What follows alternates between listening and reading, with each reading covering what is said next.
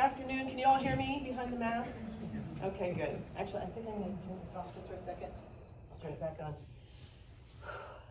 Yes, we are here to celebrate. I have a lot of points in my speech, which I prepared, that you have already made. So I'm here to reinforce them. Oh my goodness. And I was always told when I'm going to speak in public, start off with a joke.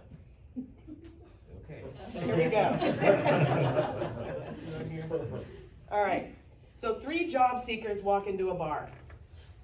They seat themselves and they find menus on the table, but there's only 3 things on the menu. There's a broom, a hammer, and a little sign. So the first one looks at the hammer and he goes, "Oh, let's get hammered." And then the second one goes, "Oh, there's a broom, let's get swept away." And then the third one says, I'll read the sign. It says, "For your just dessert, we could teach you how to use these tools safely and where to connect with good paying, highly benefited jobs." Then the waiter comes around and she says, "Just dessert, please." All right. Rated G. Anyway, yes, America's Job Center of California, AJCC. We are in here, part of this room, the whole building that's open to the public. It's like a library. You can go in, you can access the computers. There's people to help guide you, give you information, referrals to other resources. We can help people get jobs, help people get into the apprenticeship programs, help people become teachers and other types of occupations. So I thought what better way to focus on that is to focus on self-advocation. Self-advocacy is, I'm gonna read parts of an article that was written by Kwame Christian, who is the director of American Negotiation Institute and a business lawyer. And just some other words for advocating are supporting, encouraging, backing, promoting, sponsoring, and my favorite, to be in favor of. So if you're self-advocating, you're in favor of yourself. You know, you walk into some place and you ask for some information, you don't get the answer you need or you can't understand it, you have to ask questions. You have to ask for help. And so this little article, I'm gonna read this and then I'll turn it back over to you guys. So the term self-advocacy is thrown around frequently, but the practical and necessary tools to get there are rarely discussed. Self-advocacy is a critical part of healthy relationships, long-term success, and overall happiness in life. One of the many benefits of self-advocacy that helps establish these 3 pillars of overall wellness is that when you feel comfortable advocating for yourself, you can get what you want and deserve out of your negotiations. Zabeen Mirza, founder of Jobs.mom and a podcast host of Moms at Work, discussed what self-advocacy is and how to use it and better your negotiations in general life.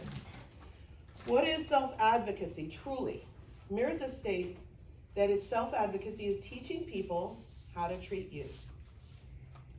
You teach people how to treat you in the following ways: setting up boundaries and expectations, helping others to understand exactly what you need and what your requirements are, and what kind of support you need in order to perform effectively at work. Self-advocacy is communicating these things and then helping others to understand how they can best support you.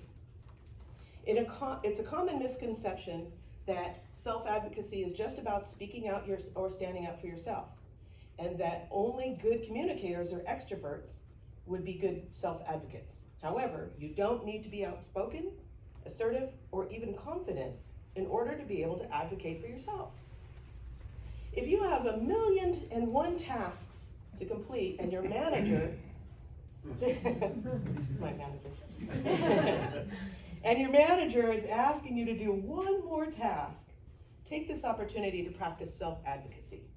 It shows that you care about your work enough to keep track of your assignments and that you're making sure that you complete those tasks at the highest level of quality and on time. How to effectively advocate for yourselves. Easier said than done. Applies perfectly to self-advocating. If advocating for yourself doesn't come naturally already, it will take time to get to a point where it does. That's okay. Be patient with yourself through this process. In the meantime, Mirza advises us to take a fake it till you make it approach. Self-advocacy is like a muscle.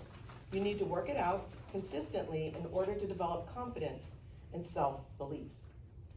Start with your internal monologue. And here's where you were saying, instead of saying, I can't, I'm not good enough, this is in your head, and you catch yourself, you'll hear it, I'm not good enough, they won't like this, they won't like that. Try to correct those things for your initial thoughts to be, I can, I will, I am good enough, and they will like this.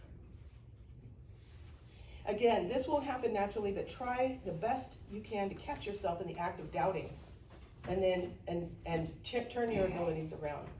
Everybody has experienced self-doubt and insecurities. And my hope for you is that when in doubt, you'll reach out. Reach in. Thank you to all of you, and congratulations to all the TIP graduates. We at the Workforce Development Board and of Solano County wish you all the best. Please reach out. Thank you.